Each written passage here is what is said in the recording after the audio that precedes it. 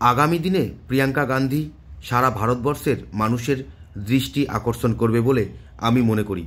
রবিবার দুপুর 12টা নাগাদ বহরমপুরে দলীয় কার্যালয়ে সাংবাদিক বৈঠক করে এমনই মন্তব্য করলেন কংগ্রেস নেতা অধীর রঞ্জন চৌধুরী।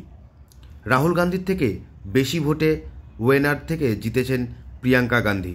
সাংবাদিকের এই প্রশ্নের উত্তরে তিনি বলেন, 2014 সালে রাহুল গান্ধী আরও বেশি ভোটে জিতেছিল।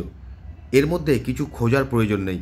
তবে প্রিয়াঙ্কা গান্ধী জিতেছেন, এটা আমাদের কাছে গর্বের কথা, আনন্দের কথা। তিনি প্রথম সাংসদ হয়ে লোকসভায় যাবেন এবং আগামী দিনে প্রিয়াঙ্কা গান্ধী সারা ভারতবর্ষের মানুষের দৃষ্টি আকর্ষণ করবে বলে আমি স্থির বিশ্বাস করি। ওয়েনারে দাদা রাহুল গান্ধীর থেকে বেশি ভোটে জিতলেন, প্রায় 4 লক্ষ বেশি ভোটে জিতলেন বোন প্রিয়াঙ্কা ভট্টাচার্য। তো কি হয়েছে? এর আগে রাহুল গান্ধী 14 সালে আরো বেশি ভোটে জিতেছিল। এটার মধ্যে কিছু খোঁজার দরকার নাই। ভোট তো পার্সেন্টেজ কম হয়েছে না, রেগুলার ভোট তো না এটা। আর ওয়েনারে প্রিয়াঙ্কা গান্ধী জিতেছে, তো আমাদের কাছে গর্বের কথা, আনন্দের কথা।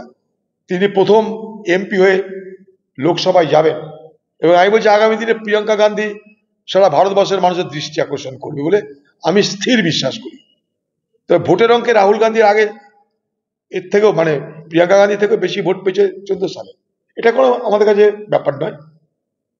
কেরলে আমরা খুব ভালো রেজাল্ট করেছি, আরেকটা বাই ইলেকশন সেটা আমরা জিতেছি, একটাতে হেরেছি আমরা, কিন্তু আমরা ভালো রেজাল্ট করেছি।